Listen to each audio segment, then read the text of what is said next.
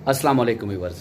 Oxygen के level अगर खून में कम हो जाएं तो हमारे जिस्म में जो अलामात नज़र आती हैं वो हैं सांस का चढ़ना यानी हाँफना, इसके अलावा खांसी आती है, उसके अलावा दिल की धड़कन बढ़ जाती है, उसके अलावा हमारे नाखूनों और जिल्द में नीलापन आ जाता है और हमारा एनर्जी लेवल इंतहाई गिर जाता है, यानी हमारे मसल्स में ताकत नहीं रहती।